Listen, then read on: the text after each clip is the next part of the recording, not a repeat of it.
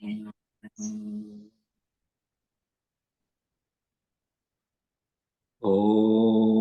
Sahana Vavatu Sahano Bhunaktu वीर्यं Sahaviriyam कर्वावहै तेजस्विनावधीतमस्तु Tejasvinavaditamattu Ma विष्णुवरहि Vishamavati Om Shanti Shanti Shanti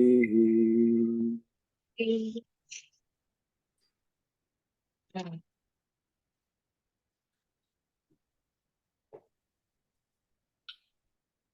So we continue our reading book.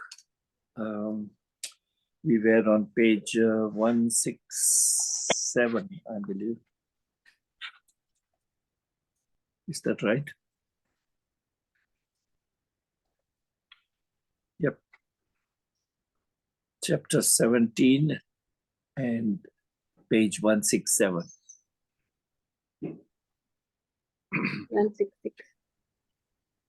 Was it 166 that we? Actually, we have to start to 167. Right. Yes. So, as you remember, we spoke about 3 different states of existence. These are the 3 states known as the state of waking state, the dreaming state, and state of deep sleep. And what is the significance of this existence of 3 states? And what is the common among all these 3 states is what we are discussing. So, first one is the state which is called Jagrata Avastha, which means the waking state. And here we go on 167.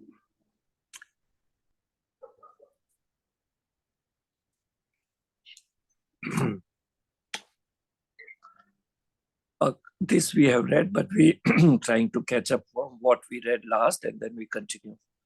A contemplative person is always alert and conscious. His or her actions are always meaningful. Such meaningful actions brings fruits in abundance too. So waking is very important if we are to succeed in ordinary life.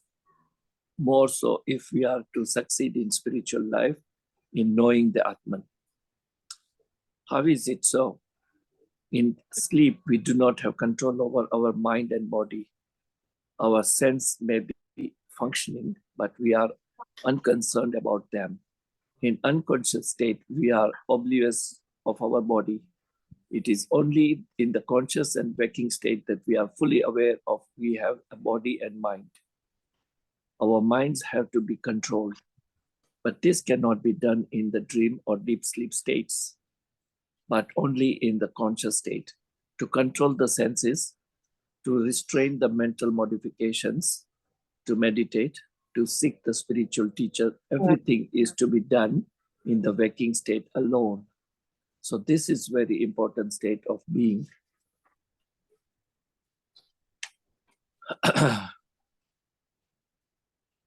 What is waking state?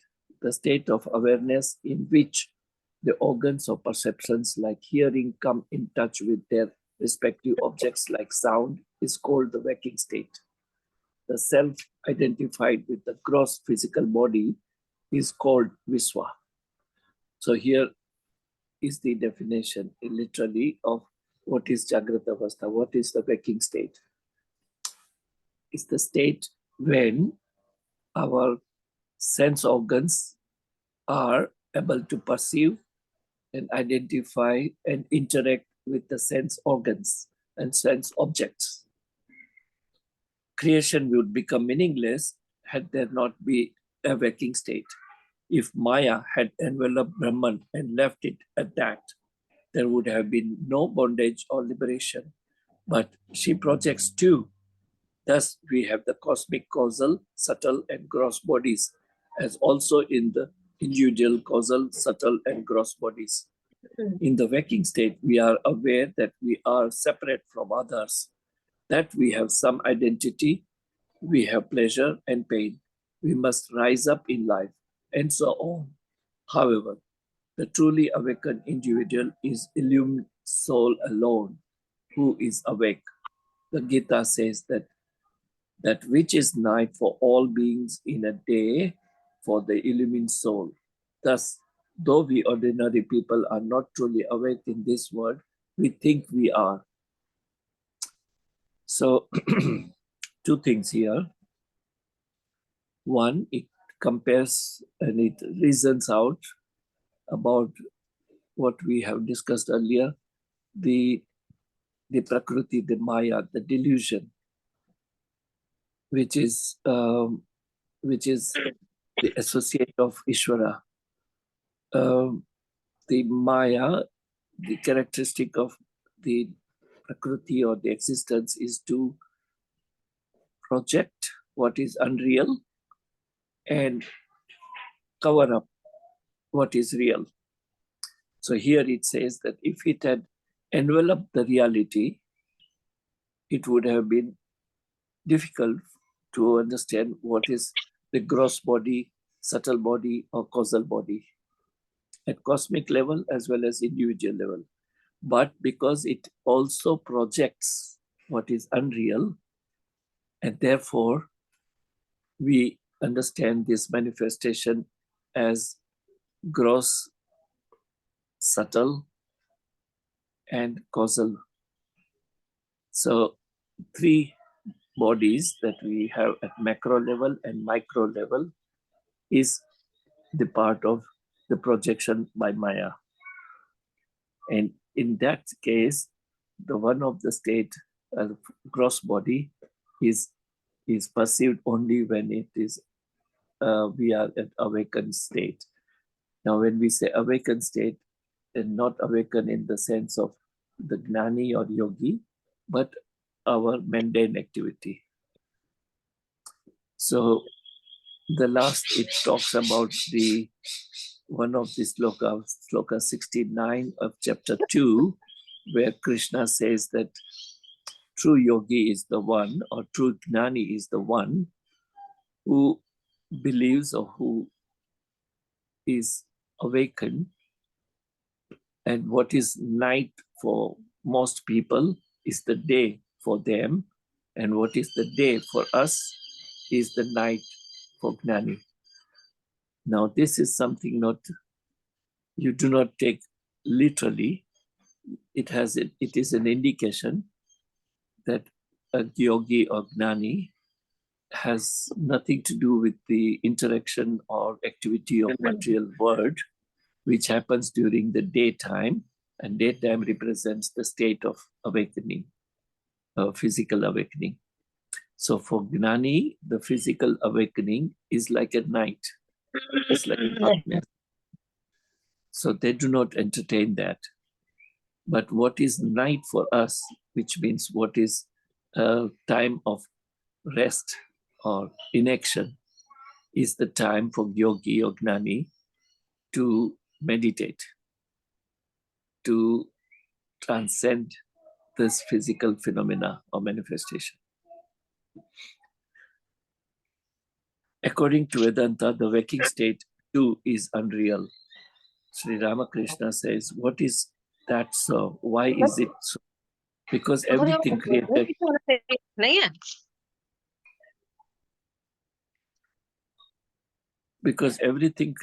is a false superimposition on the self or Atman.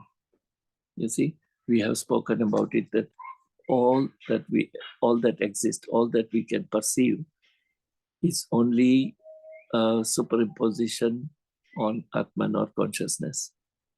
It is our mind ultimately that perceives, and all the images are reflected. It is only that because the consciousness is able to illumine the mind, and therefore the mind is able to perceive. So all the objects, all the existence is nothing but a reflection or superimposed on our consciousness, in our mind. Whether or not the waking state is real is a matter of debate amongst the Buddhists. while one school says, now it talks about the comparison of different school of philosophy. While one school says that what we see outside is but a projection of the mind, according to Nagarjuna, the Vijnanavadi. So if you remember in the beginning of this Tattvabodha reading, we had briefly spoken about different main school of philosophies in India. One of them was Vijnanavadi, led by brilliant Nagarjuna. And according to them, it is the everything is existence of zero or nothingness. Nothing exists. It is also, it is all nothing. What is the reality behind nothing? He said. As a reaction to this false proposition, Gaudapada and others put forth the theory based on the Vedas that Brahman alone exists. So, Gnana Vignan Vidam, so they call Vijnana Vidyam, who believe in nothingness, that there is a Buddhist, one of the Buddhism believes that everything comes from nothing and everything merges with nothing. And therefore, there is no existence of any material world. Everything is zero. Against that philosophy, the Gaudapada believes, and he's come up with the theory of that everything that we perceive, everything that exists, is nothing but Brahman, the Supreme God. The Atman identified with the gross body is called Viswa. The difference between the dead and living is in the consciousness. The light of consciousness falls on the three bodies and makes them alive, as it were. How important is the waking state? All that we experience through the five senses is insensate jada. And those that experience everything, our intellect, mind, senses, body, are also jada. How do we derive happiness or sorrow from them? The experience of happiness or sorrow too is insensate or jada in one sense. Joy or sorrow is in the mind. However, joy is nothing since Brahman pervades everything. We experience the little happiness we get.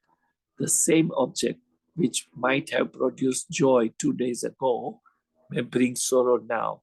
So it is all within, in the mind. You see, so what they're trying to say is that ultimately it is the Atman, it is the consciousness that matters, because all that we could perceive, all the sense organs that can perceive the objects is nothing but jada or insensate. Sage Yagnavalkya told his wife, told his wife that in this world, all love is for one's own sake. You see, I repeat, Sage Yagnavalkya told his wife that in this world, all love is for one's own sake. When ordinary people say they love others, they are loving their own little ego only. It is all selfishness, pure and simple. Only the enlightened person can truly love others, because he or she sees the Atman everywhere and in everyone. Our love for other bodies and things are only selfish love of our egos. What is true happiness is not known to us. For what? We have to turn consciousness. So it's just we can deliberate on this, but I would rather let it go. It talks about that one of the saints believes that in mundane activity and the usual term of saying I love you or I love whatever other objects is nothing, no love. It is only the pampering of our own ego. In true sense, only the yogi, only the gnani can love the object or other people or other beings, because they see the same consciousness or same Atman operating elsewhere in everybody. So it is like when we bow down or when we greet somebody by saying namaste or namaskar or hello. So when we join our palms and do the salutation, it is not the salutation or acknowledgement of other body, but it is acknowledging, identifying the same energy, frequency, Atman, consciousness, whatever we call, everywhere, in everyone. So we identify that and we bow down to this energy, the frequency that pervades everywhere. Sri Ramakrishna remarks that the body is extremely dear to everyone. We identify ourselves with our bodies and say that we are big or small or fair or dark and so on. Yet the body is not permanent. Even as the waking state is, this lesson could not have learned either in the dream or deep sleep state. So the waking state is great teacher, which teaches us that everything is vain and the truth alone triumphs. We continue chapter 18. So this was about the waking state. Now we take the second state of existence called dream state, Asvapna Avastha. So there is a quote by Swami Vivekananda. To me, it seems very natural that the glimpse of religion should come through dreams. The first dream or first idea of immortality man may well get through dreams. So the significance of a dream and what really is the dream. How does the dream is felt? Who is dreaming? How does dream operate? A dream come true. One day, Shudriyam Tattvabodha, Sri Ramakrishna's father, went to another village on a business. On his way back, he became tired and rested under a tree. He then had a dream in which he saw standing before him his chosen ideal, Bhagwan Sri Ramachandra, in the guise of a divine body. His body green like the tender blades of durva grass, pointing to a particular spot. A boy said, I have been staying here for a long time without food and without anyone to take care of me. Take me to your house. I have very strong desire that you should serve me. This was a dream.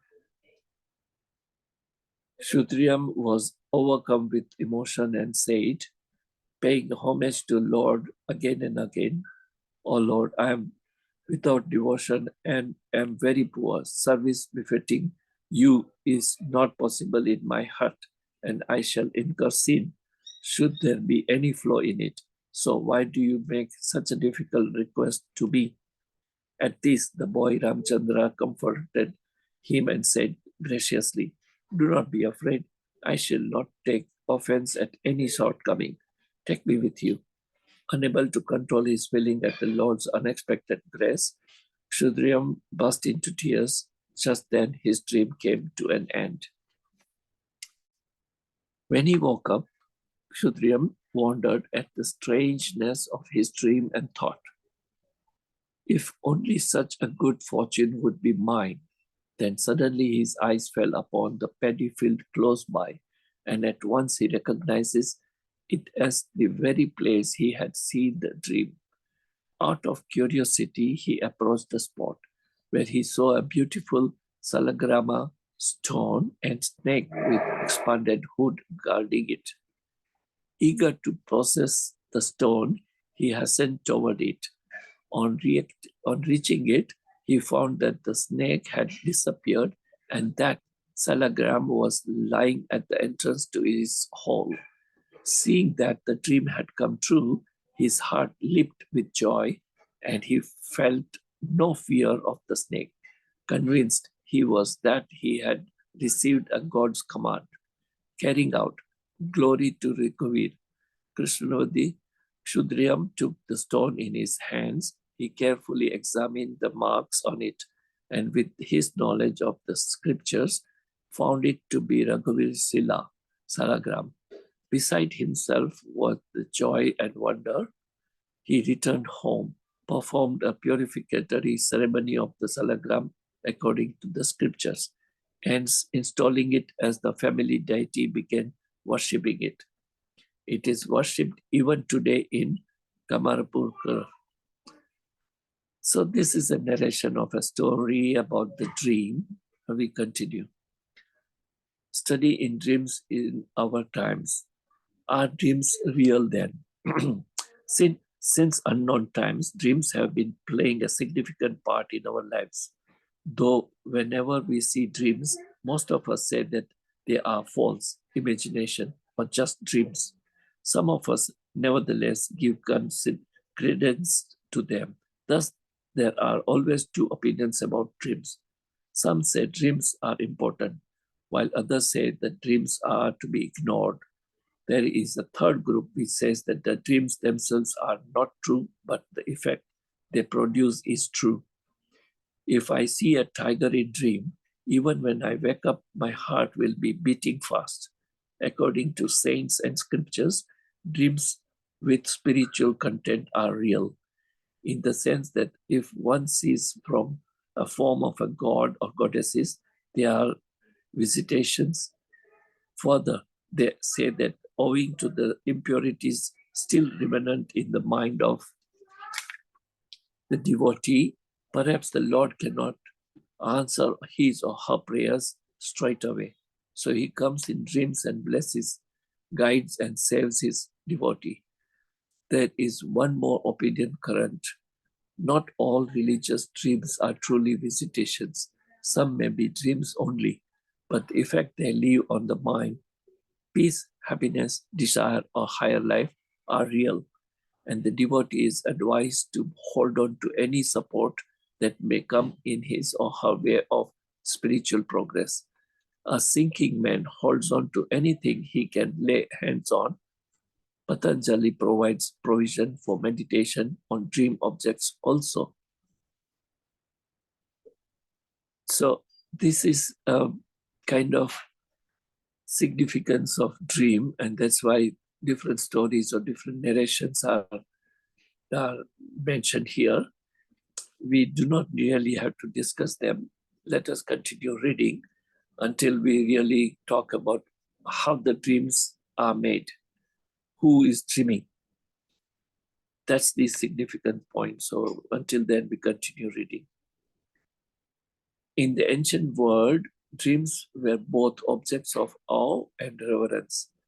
There are several papyri available even now about the ancient interpretations of dreams. Oni Orosita, Critica study Odorisha is dreams by Artemidorus Daldidos, 2nd century AD, is considered the best of the ancient dream literature in Greece, as well as in the Middle Ages. Dreams were medium of healing the sick. So here, it reminds me of a great seer, Edgar Cayce. Most of you might have heard of his. Edgar Cayce was the one who used to heal people while he is in dream state. So it is in the dream state that he would reach out to higher self and brings about the healing power, which he would spread, which he would share to the one who needs healing. And that power, that state of dream helped him to cure and heal many people. And that's the living example of significance of dream if it is used for the welfare of everyone. Psychoanalysis took up dreams as a significant factor in studying human nature, initiated by Sigmund Freud in his famous The Interpretation of Dreams. Dreams were considered an expression of the libido in the human being. In the waking state, the libido cannot express itself fully because the ego censors its ideas. In dream, however, there is a free expression. Thus, for Freud, dreams were an expression of hidden desires of living beings. So, a very popular philosopher, Freud, considered dream, which could be very useful state because it is in that state when ego does not operate, and therefore you can access your higher self and use that to heal and for the welfare of everyone around you, whoever needs the healing. Carl Jung did not, this another one, also very popular philosopher, Carl Jung. So these are the different examples narrated here. We need not discuss much. Carl Jung did not accept Freud's view that dreams were secret expression of one's overt desires. He took a positive view and said that the personality cannot express itself fully in daytime, so it expresses its positive traits in dreams. He said that dreams should be studied with reference to archetypes, cultural history. Later, psychoanalysts have developed several techniques to study dreams. When there is rapid eye movement in a sleeping person, he or she must be dreaming then. Such state has been called deep-sleep state.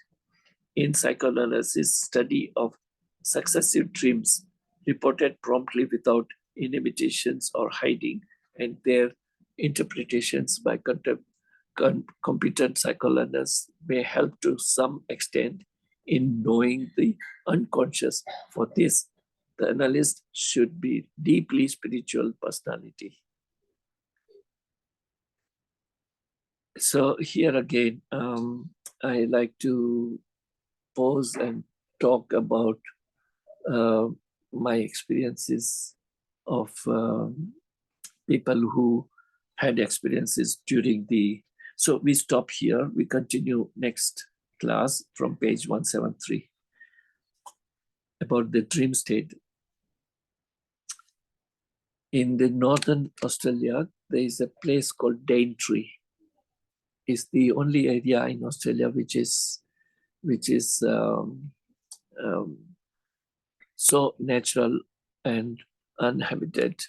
People go there for trekking, or most people go there for those who love the nature and to be there.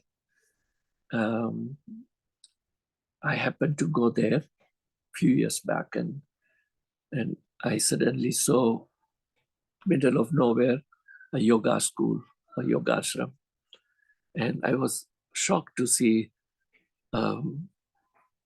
It was like miles and miles of driving, and you see nobody, no other face. You are by yourself, and suddenly you come across a place which to anyone it will be surprised to see a yoga school or yoga ashram in that area anyway. So I was so attracted. I went into the place, and I could, first what I saw right at the entrance was a massive size statue of Nataraja and Ganesha and other deities. And it really moved me. And though I was not invited, I had not booked myself to visit. It was like get crushing.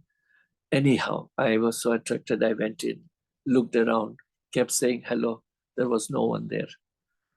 And I was just wondering, what place is this? And then I realized I'm offending somebody. I'm going into somebody's property, which is not right. And I was walking out. At that time, I could hear some voice. And I turned back, and I see a a man standing on one of the um, rooms, sit out of the room, and he was looking at me and calling me back. And I went back and I met him, and he was very pleased to meet me. And so I had some talk. What I could see was a massive size of painting of Sai Baba on one wall. On the second wall, facing the Sai Baba wall, was the massive size of painting of the Amma, known from Kerala, the hugging Amma, as it is known. And I was so surprised that this gentleman has this and he believes in it. So I was curious to know his, and he said, if you have time, I'll tell you a story. And I said, sure enough. He said, when I was a young boy, this man, when I met, he must have been in late 40s. He said, when I was young of 10 or 12 years, I had some dreams and it did not allow me to sleep well. And I told my parents about it, and parents took me to a doctor or a psychiatrist, and I was asked to write what I see in the dream. But I did not see other than the face or the outline of a figure. That's all I could see. I could see a personality. I could see some. And so I started making a sketch. And I was told to do this repeatedly for 1 week. So for 1 week, moment I see at night the image, I would sit up and draw a sketch as much as I can. And after 1 week, I was taken back to the same place. And he looked at all the sketches. It was projecting only one figure, the outline. It did not have a clear image of the person. But the doctor could not figure out what it is. So he said, give me some time, I have to study. He referred it to other colleagues or whoever. And one of them happened to figure it out and said, this is the image figure of Sai Baba in India. Now understand it, no one had any connection at all with India or with any saint in India, with any yogi in India. But this man must have read about it or he was in touch. So the boy and the parents were informed that this image is of a person in India who is supposed to be a holy man. So they decided to visit India to figure out, why are you disturbing my sleep? Why are you coming into my sleep? So they came, and parents stayed for a couple of days because they could not meet the Sai Baba, and so they gave up. The young boy with his doctor came along. They stayed back, and it seems after 5 days of staying in ashram in Puttupati, one morning after the prayer, usual routine of Sai Baba, which I have noticed, I have seen him also, was after the prayer, he would take a little walk and walk among the devotees who are sitting, thousands of them. And devotees have written their wishes or prayers in the paper, and they would try to pass it on. These two Australians did not know nothing about it, so they were simply sitting. Sai Baba walked and stopped a pause for about 1 minute or less than 1 minute, where this young boy was sitting. And that's it. The so-called senior devotee of Sai Baba knew this, the meaning of stopping or pausing by Baba. So they came to this boy, Australian boy, and say, he wants to meet you. So you come and have an interview with Baba separately. So later on, he was asked to go into his room. And the only thing, the Sai Baba was sitting on his chair, and this boy, along with the doctor, were taken into the room, and they stood in front of Baba, and there was no conversation. There was nothing. The Baba looked at them, smiled, and he was asked to leave the room. That's all. Nothing. So the boy had so many questions. Boy wanted to ask that, why are you coming in my dream? But no chance. Soon after that, one of the devotees, senior devotee of Baba, said, Baba has given a paper, and in that paper, the only thing was mentioned was the address.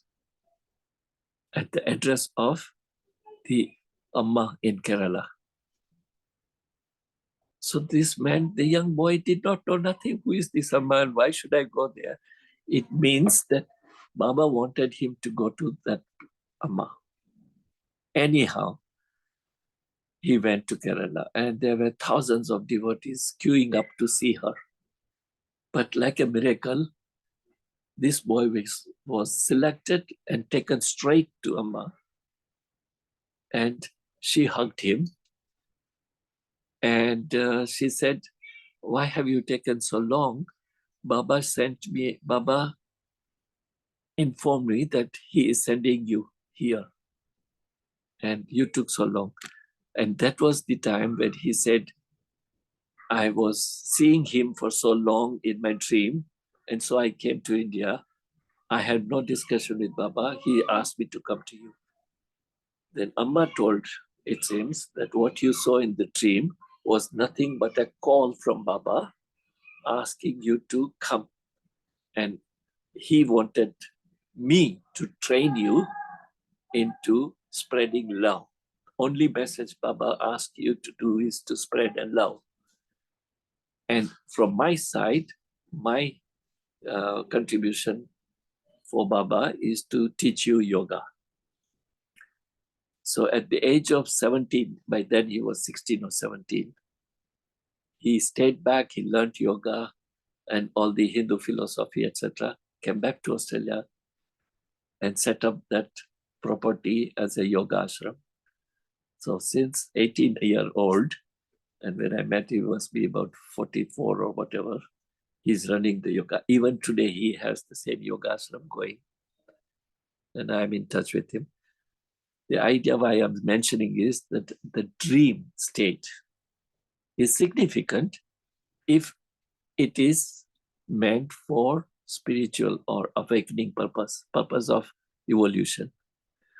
Unfortunately, most of us, we see what we see in the dream is nothing but the unfulfilled desires or our intense desires that we want it to be fulfilled, which we cannot do it in waking state for whatever reason. It appears in the dream. Or the intense fear or impressions in our mind from this lifetime or previous lifetime, it surfaces in our dream. The only thing is that when we see a dream and try to analyze it, we do not make any sense of it because it is jumbled. So it is not in continuity, so to say. You may see in a dream a river, and suddenly you see something which is completely different, yeah, elephant or whatever, or snake, or you see a bird flying in the water. Now, to us, it feels senseless or meaningless because it's jumbled up. But it has got its own significance because it's nothing but the reflection of our experiences, our impressions, our desires, and our unfulfilled attachments. And that's how the dream state comes to. We will discuss that next class, that it will talk about it. But these are the examples with, and there are many more such that you can actually, let's say, post-mortem, as the best way to explain, is that when you contemplate on what you see in the dream, how did that happen? For us also, every morning when you wake up and say, this, I had a dream, and why did I get that dream? How did I get that particular dream?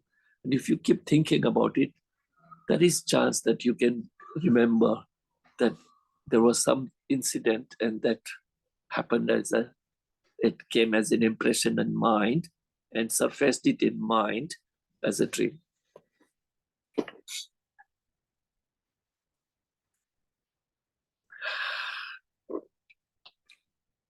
But all that happens is because of consciousness, because of that energy, because of that Atman as what we know. If it is not there, that does not happen because you are not breathing.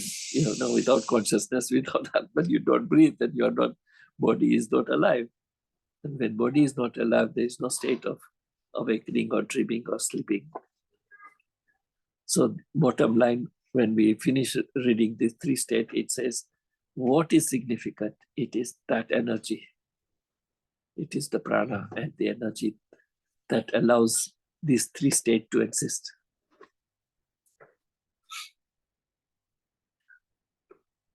So I'll stop here and invite your comment if you have.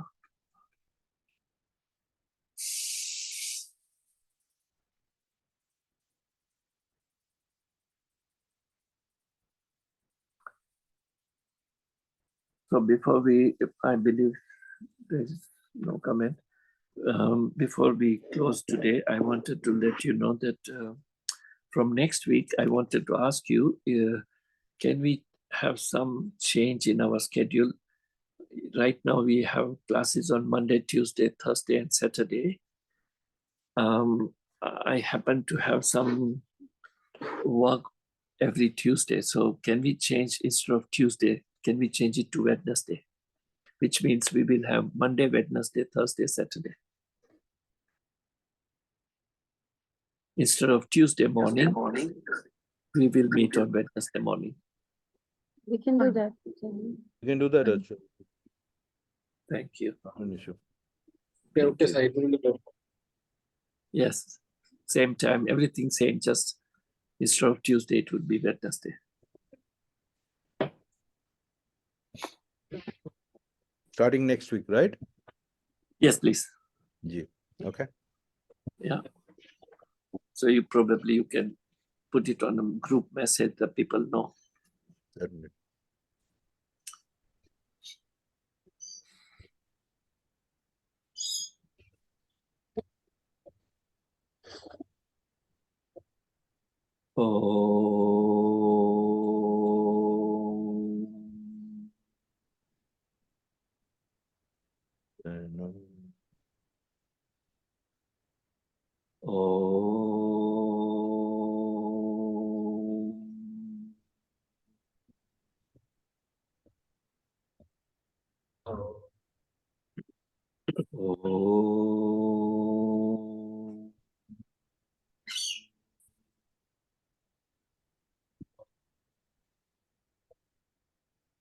Asato ma satgamaya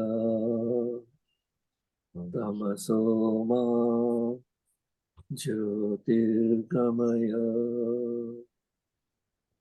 mrityorma amritam gamaya loka samasta sukhino bhavantu. Loka samasta sukhino bhavantu. Samasta loka sukhino bhavantu. Om Shanti Shanti Shanti.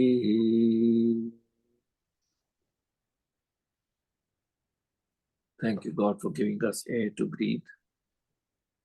Thank you, God, for giving us water to drink.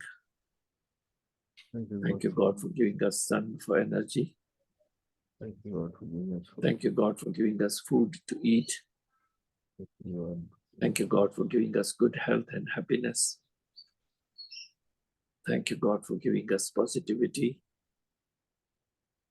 Thank you, God, for giving us all that we deserve. Thank you, God, for your love, your protection, your guidance, your blessings. Thank you, God, for the existence. Thank you for giving me a chance to serve you.